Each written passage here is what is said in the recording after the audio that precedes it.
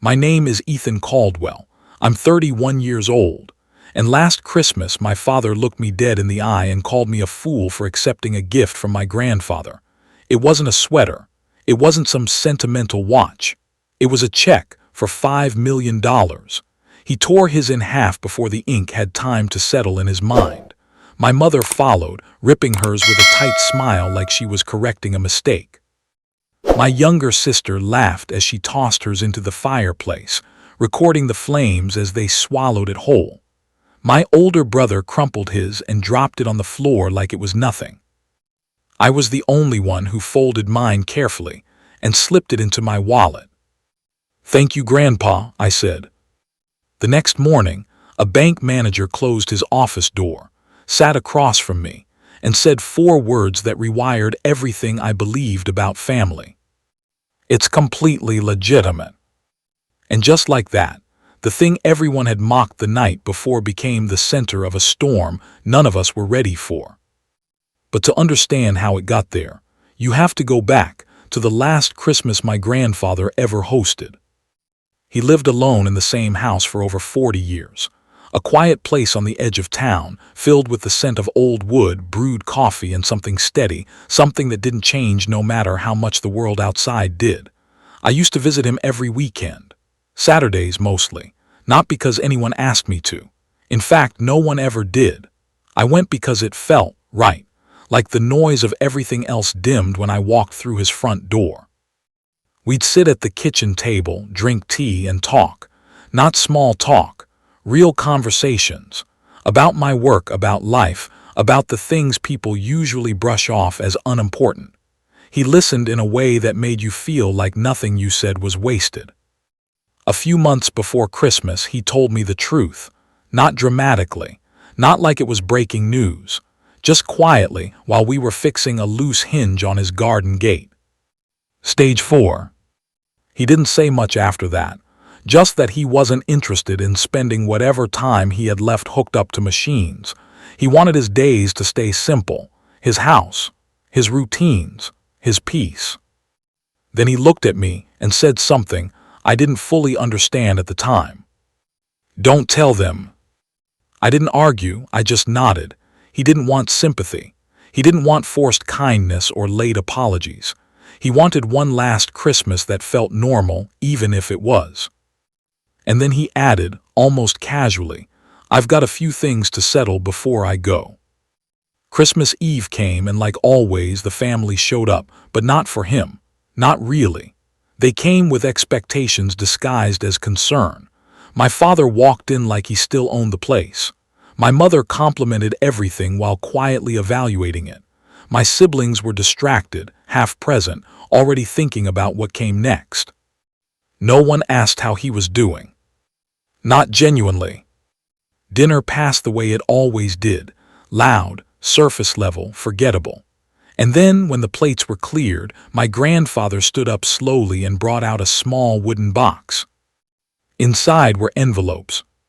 5 of them. He handed one to each of us. No explanation, no speech. Just a quiet gesture. My father opened his first. I watched his face change, confusion, disbelief, then immediate rejection. "This is fake," he said flatly. That was all it took. The others followed his lead like it was instinct. Laughter, eye rolls, dismissal. And then destruction. One by one, they got rid of what they thought was meaningless. My grandfather didn't react, didn't defend himself, didn't argue. He just looked at me. So I folded the check, put it away, and thanked him. That was it. That moment, small, quiet, almost invisible to everyone else, was the only thing that mattered. Because it was never about the money. The next morning proved that. When the bank confirmed the check was real, everything shifted. Calls started pouring in, messages stacked up. The same people who had laughed the night before suddenly had questions, demands, accusations. They wanted their share back. But it didn't work like that. Because my grandfather hadn't given them money. He had given them a chance. A chance to pause, to trust him, to ask a simple question before reacting, to treat him like someone whose actions had meaning. They failed in seconds. The rest of the year unraveled exactly the way you'd expect. Legal threats, emotional manipulation, family meetings that weren't really about family at all. They painted me as the problem, the one who had somehow taken advantage of an old man. But the truth was simple. I showed up. That was it.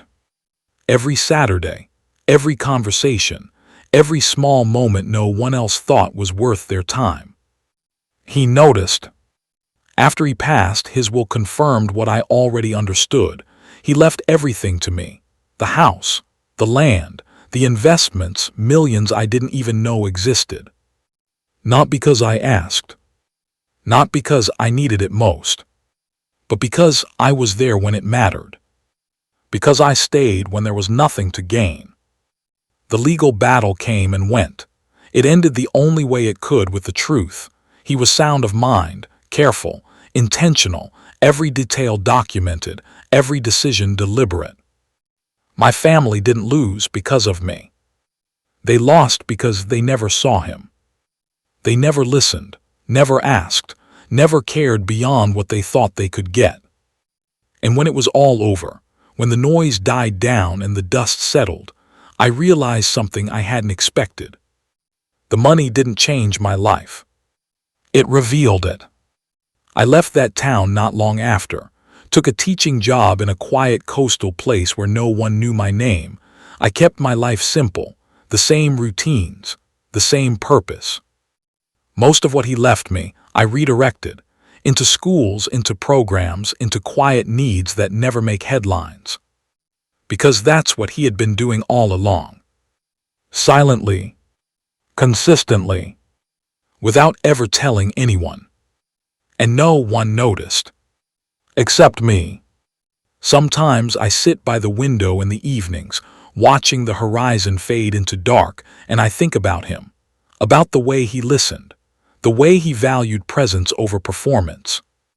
And I understand now what he was really measuring that night.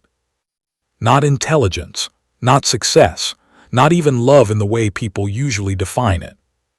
He was measuring attention, respect, the ability to recognize something real without needing proof first.